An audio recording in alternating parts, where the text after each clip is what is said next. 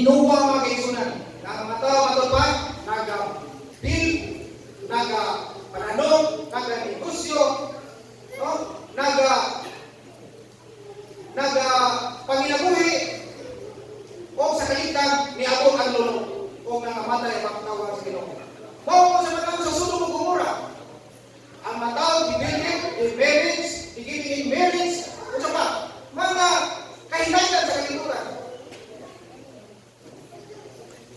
O ang pulong sa Ginoo na-choke na yun ako, we become unfruitful. Wa na ta magtubo mga kaigsunan. Kung sabihin bunga ng pangay sa Ginoo na to, na mutubo ta, it's the fruit of the Holy Spirit. Kung mo ni mga kaigsunan na usahay, gudem at bilis ng kahit sa bali Ginoo, then happen, ilang na bunga, naghabay ko handong sa kinabuhi. Gusto ba kong matong Amerika? Gusto ko Ginoo magtungkol o balay? No? This is the deceitfulness of riches. And I hope mga kaigsunan na dili ta matanggong o dili ta malingla aning klasihan sa pagkina sa yawa mga kaigsunan. No? Dito kayo din sa Jack and Grace mga kaigsunan sa itong kanta. Focus on the mission of grounding in the Bible. Focus on the mission. Mao kita lang atong bukas muna mga kaigsunan nga kini atong pagkinabuhi is just a temporary mga kaigsunan. O doon na tayo mission din. Ang mission natin ni is preparing people to stand in the final judgment. Hukom sa Angels Mrs. mga kaigsunan. We are preparing people to stand sa panahon sa kalisod o before mabalik ang Ginoo. So, wala mag-isunan. Ang akong promosyon kaganina nga ang atong academy igamit ka sa Ginoo pag-train o mga magano. Because that is the good ground where we can cultivate the young minds sa atong mga batanon. Atong mga batanon, lingkod ba kayo pamunahuna mga kaigsunan? O maunang kasiha sa tulungan ngayon ang atong mga batanon, bisan kung sila batanon kung murag bugoy mga kaigsunan, pero pag-abot sa panahon, no? Tungod kay na-insist sa panahuna, tungod kay naa sila sa good ground, utubo sila o mamunga o dagan. Now, niya ito niya, yes, proud kay ni Dr. Analo. Kay naa siya sa posisyon sa University of the Visayas, Vice President, kanang Vice President sa University of the College mga kaigsunan. Ginahatag na siya sa mga parinti.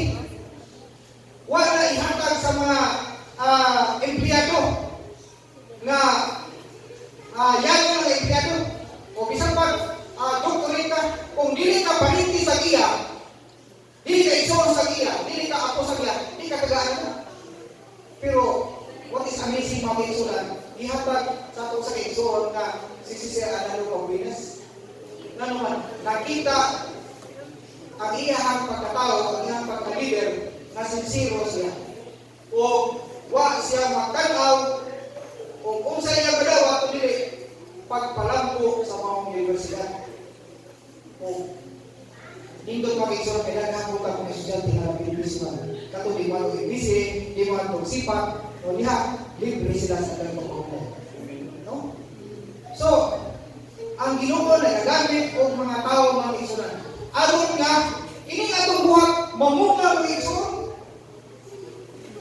Muna, I will encourage everybody. Kanto may mga apuna, kanto may mga kabataan, ay mo pag-iskot mga kaigsunan.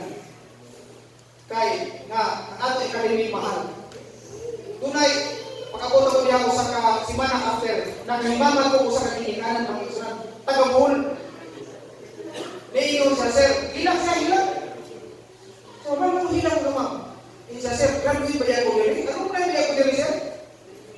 Kunya, nahimo kong maestra. Dito ko na po yung binaraw, nahimo kong maestra. Nagtudlo ko. O elementary. Apa ang tungod kay atong bayan na strongman, ug wa may mubantay, ako mo ibantay, ni-resign ko sa mga kabaysa. Ug ang akong mga anak kay naguna-una lagi ko nga kanang parihara na isulahan, akong ipaisulas gawas. Akong upat ka mo mga anak, pulos laki, akong ipaisulas gawas.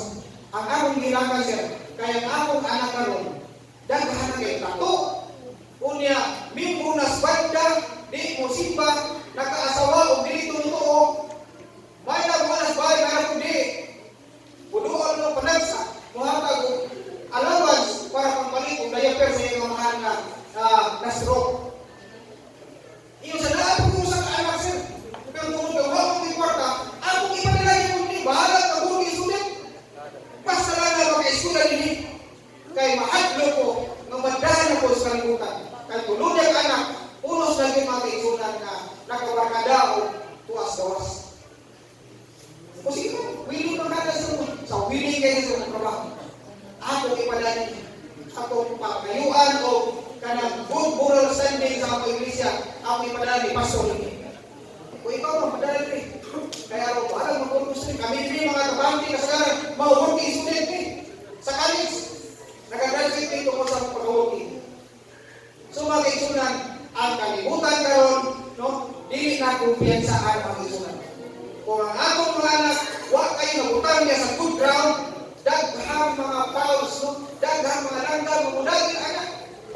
Daghang nga tos kalimutan na layo kayo sa pagtulunan nga nagtungkol kayo sa langit. So, ni kabutagon mga isunan, ako mga hangyo sa inyong bagsak sa atong singkasan.